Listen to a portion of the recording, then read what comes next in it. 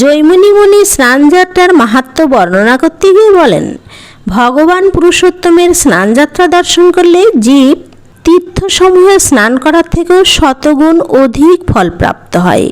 জৈমিনী ঋষি আরও বর্ণনা করেন, যদি কেউ আন্তরিকতার সাথে স্নানকালে ভগবানকে নিরীক্ষণ করে, তাদেরকে আর মাতৃগর্ভে বাস করতে হয় না।